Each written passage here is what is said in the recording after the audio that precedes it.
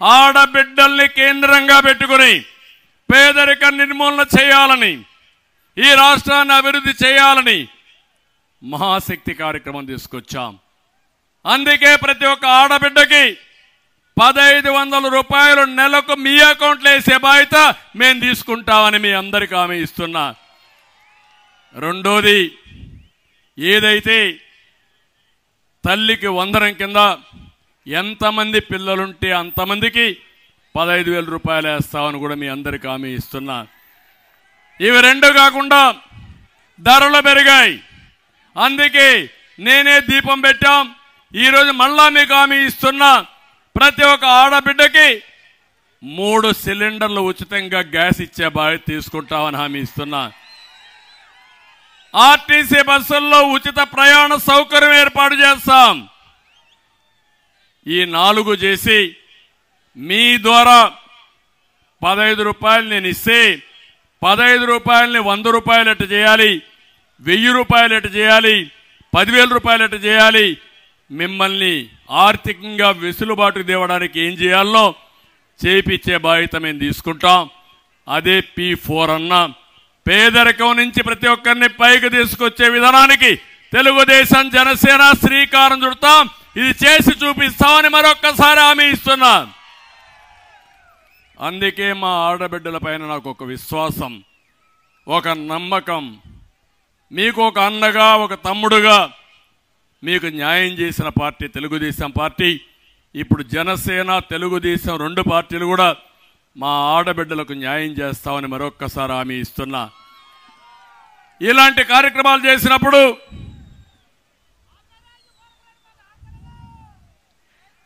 ఇప్పుడు ఇంకో పక్క చూస్తే ఈ ముఖ్యమంత్రి చెప్పేటన్ని ఒకటి, చేసే పనులు మాత్రం అన్ని పనికిరాని పనులు. ఆయన పెట్టిన హాస్పిటల్స్ బ్రహ్మాండంగా ఉన్నాయన్నాడు. రెండోది, ఆరోగ్యశ్రీ బ్రహ్మాండంగా జరుగుతుందన్నాడు. ఆరోగ్యశ్రీ జరుగుతా ఉందా అని మిమ్మల్ని అడుగుతున్నా. మీకు డబ్బులు ఎక్కడ ట్రీట్మెంట్ ఇస్తున్నారని మిమ్మల్ని అడుగుతున్నా. 1000 రూపాయల పైన అయితే అందరికీ ఆరోగ్యశ్రీ వర్తిస్తుందన్నాడు. వర్తిస్తా ఉందా అని మిమ్మల్ని అడుగుతున్నా. కానీ ఇప్పుడు 1000 కోట్ల రూపాయలు బకాయిలు ఉన్నాయి. హాస్పిటల్స్ మొరాయించారు, మీ ఆరోగ్యశ్రీ మాకొద్దు, మీ పేషెంట్లు మాకొద్దంటే రౌడీల్ని పంపించి బెదిరిస్తున్నాడు. నేను ఒకటే చెప్తున్నా, ఏమీ భయపడద్దండి, మేము అండగా మీకుంటాం. ఈ పార్టీ పోయే పార్టీ. 95,000 కోట్ల రూపాయలు కాంట్రాక్టర్స్కి బిల్లు పెండింగ్ పెట్టి కాంట్రాక్టర్లు ఆత్మహత్యలు చేసుకుంటున్నారంటే ఇది ఎంత పనికిమాలిన ప్రభుత్వం మీరు ఒక్కసారి ఆలోచించుకోవాల్సిన అవసరం ఉంది. ఇంకొక పక్క మీరు జాగ్రత్తగా ఉండాలి. కొత్తగా మీరు చూస్తున్నారు, పట్టాదారు పాస్ పుస్తకం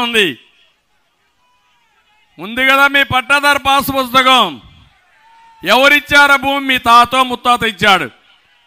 ఆ పట్టాదారు పాస్ బుక్ పైన ఎవరు ఫోటో ఉందో చూసుకున్నారా తల్లి? ఎవరు ఫోటో? జగన్ ఫోటో అవునా కాదా? సైకో ఫోటో అవునా కాదా? పాస్ బుక్ మీది, మీ తాత ముత్తాతలు ఇచ్చిన ఆస్తి, ఫోటో అయింది. అంటే మీ అమ్మ తరపున బంధువా, మీ నాన్న తరపున బంధువా? ఈ సైకో మీ ముఖం మీరు చూడాలని నిద్రలేస్తానే.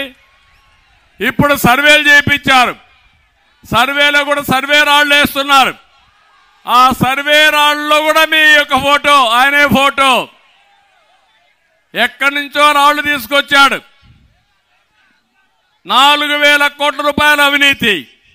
అంటే ఇంట్లో ఆయన ఫోటో చూడాలా, పొలం పోతే ఆయన ఫోటో చూడాలా, కడాన మీరు మరుగుదొడ్డికి పోతే కూడా ఆయన ఫోటో చూడాలి. ఇప్పుడు ఇంకో పక్కన మీరు ఒకసారి చూస్తే చాలా దుర్మార్గంగా వీళ్ళు ఇష్ట ప్రకారం ప్రయత్నం చేస్తూ కొత్త భూరక్షణ చట్టం అని ఒక చట్టాన్ని తీసుకొస్తున్నాడు.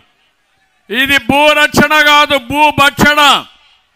మీ ఆస్తి వేరే వాళ్ళ పేరుతో పెట్టి రికార్డులు మార్చేసి మీరు ఎవ్వరూ అప్పీల్ చేసుకునే అవకాశం లేకుండా కోర్టుకు పోవాలి. ఈ భూరక్షణ చట్టం ఒక బోగస్ ఇది, ఒక ఫేక్ ఇది. ఈ ఫేక్ ముఖ్యమంత్రి పేదవాళ్ళని బాధ పెట్టడానికి, మీ సొంత ఆస్తులు లాగేయడానికి చేస్తున్నాడు. తెలుగుదేశం వస్తాని ఈ చట్టాన్ని రద్దు చేస్తానని మరొక్కసారి మీ అందరికీ హామీ ఇస్తున్నా.